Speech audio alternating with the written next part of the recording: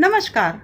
आज हम पढ़ेंगे चैप्टर 3 जनसंख्या संगठन। जनसंख्या संगठन का क्या अर्थ है, आइए जानते हैं। जनसंख्या संगठन का मतलब है जनसंख्या की संरचना, किसी भी देश के निवासियों की आयु, लिंग, कितने व्यक्ति ग्रामीण क्षेत्रों में निवास करते हैं, कितने व्यक्ति शहरी क्षेत्रों में निवास करते हैं, तो इन सभी की गणना जनसंख्या संगठन के अंतर्गत की जाती है। तो आइए हम इस चैप्टर में पढ़ेंगे आज MCQ। तो आइए शुरू करते हैं। सबसे पहले भारत में प्रचलित लिंगानुपात ज्ञात करने का क्या सूत्र है? ए है महिलाओं की संख्या बटे शिशुओं की संख्या इंटू 100। दूसरा है महिलाओं की संख्या बटे पुरुषों की संख्या इंटू 100। तीसरा महिलाओं की संख्या बटे पुरुषों की संख्या इंटू 1000। डी है महिलाओं की संख्या बटे शिशुओं की संख्या इंटू 10,000। तो इसका सही उत्तर है महिलाओं की संख्या बटे पुरुषों की संख्या इंटू 1000। तो जब हम महिलाओं की संख्या में पुरुषों की संख्या से भाग देंगे तब हमारा लिंगानुपात ज्ञात होगा। तो भारत में प्रचलित लिंगानुपात ज्ञात करने का सूत्र क्या है? महिलाओं की संख्या बटे पुरुषों की संख्या इंटू 1000।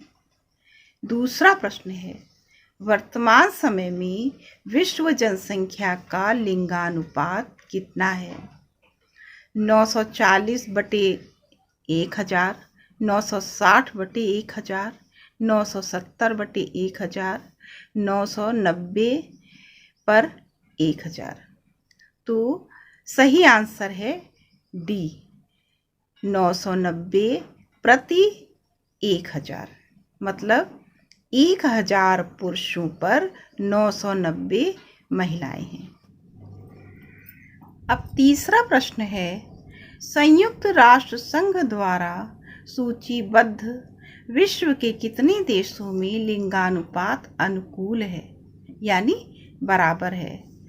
ए 112 देशों में, बी 124 देशों में, सी 139 देशों में, डी 183 देशों में।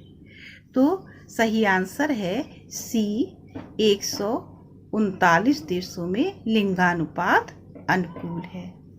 चौथा प्रश्न है बाल वर्ग में किस आयु की जनसंख्या को शामिल किया जाता है?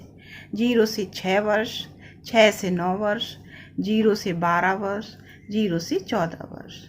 तो बाल वर्ग में किस आयु के जनसंख्या को सम्मिलित किया जाता है? 0 से 14 वर्ष की उम्र की जनसंख्या को बाल वर्ग में शामिल करते हैं। पांचवा प्रश्न है निम्नलिखित में से किस देश का आयु लिंग पिरामिड त्रिभुजाकार होगा? पहला ऑस्ट्रेलिया, दूसरा नाइजीरिया, तीसरा हंगरी, चौथा रूस। तो नाइजीरिया का पिरामिड त्रिभुजाकार है क्योंकि यहाँ जनसंख्या वृद्धि अधिक है। तो त्रिभुजाकार का आकार होता है इस तरीके का, आप देख लीजिए त्रिभुजाकार में, जैसे ये जनसंख्या ये बढ़ रही है और ये देखिए ये बराबर ऊपर घटता चला जाएगा। ये आकार त्रिभुजाकार कहलाता है। ये लाइन जनसंख्या वृद्धि की द्योतक है।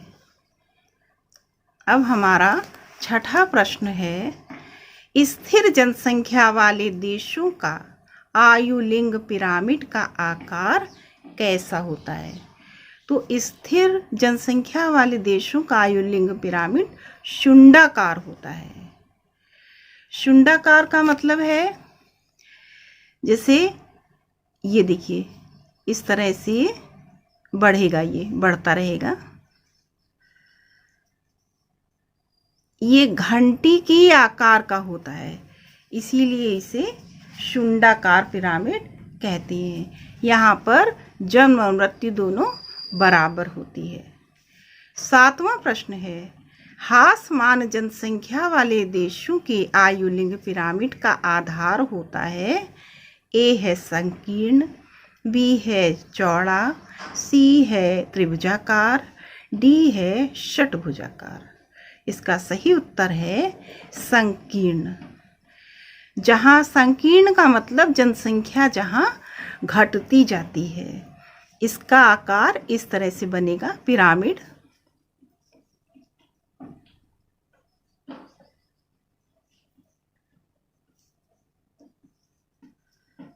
ये घटते क्रम में पिरामिड बनेगा और नीचे से भी घटता हुआ दिखाई देगा।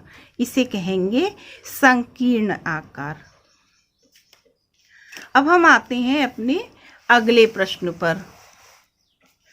तो हमारा अगला प्रश्न है,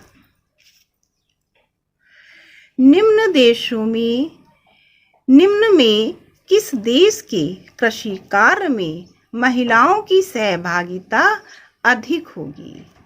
ए है जर्मनी, बी है अमेरिका, सी है भारत, डी है मलेशिया। तो इसका सही आंसर है सी, भारत।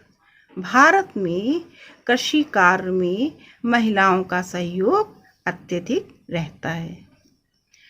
प्रश्न संख्या 9, अवसंरचना संबंधित कार्य किस व्यावसायिक क्रिया का अंग है? ए प्राथमिक क्रिया, बी द्वितीयक क्रिया, सी तृतीयक क्रिया, डी चतुर्थक क्रिया। इसका सही आंसर है द्वितीयक क्रिया। इसका काम, द्वितीयक क्रियाओं का काम निर्माण उद्योग से संबंधित है। तो अवसंरचना संबंधित कार्य किस व्यावसायिक क्रिया का अंग है? द्वितीयक क्रिया का। हमारा 10वां प्रश्न है, कौन सी संख्या जनसंख्या के कार्यशील आयु वर्ग को दर्शाती है? ए है 15 से 65 वर्ष, बी है 15 से 66 वर्ष, सी है 15 से 64 वर्ष और डी है 15 से 59 वर्ष। तो हमारा सही उत्तर है डी, 15 से 59 वर्ष कार्यशील आयु वर्ग की जनसंख्या। 11वां प्रश्न है, किस देश का लिंगानुपात विश्व में सर्वाधिक है? ए जापान, बी फ्रांस, सी संयुक्त अरब अमीरात, डी लाटविया। तो सही आंसर है लाटविया। लाटविया का विश्व में लिंगानुपात सर्वाधिक है।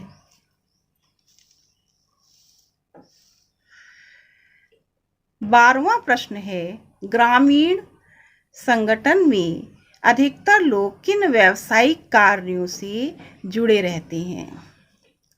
तो ग्रामीण संगठन में सबसे अधिक प्राथमिक कार्य होते हैं। तो इसमें 4 ऑप्शन दिए हैं, प्राथमिक कार्य, द्वितीयक, तृतीयक और चतुर्थक। तो ग्रामीण संगठन में अधिकतर लोग किन व्यावसायिक कार्यों से जुड़े होते हैं? प्राथमिक कार्य, जैसे कृषि कार्य, मछली पालन, खनन कार्य, पशुपालन। तो ये सभी कार्य ग्रामीण क्षेत्रों में होते हैं। तो इसका सही आंसर हम लिखेंगे प्राथमिक कार्य क्षेत्र। तो आज के वीडियो में बस इतना ही। यदि आपको हमारा वीडियो पसंद आया हो तो लाइक कीजिए, शेयर कीजिए, सब्सक्राइब कीजिए। धन्यवाद।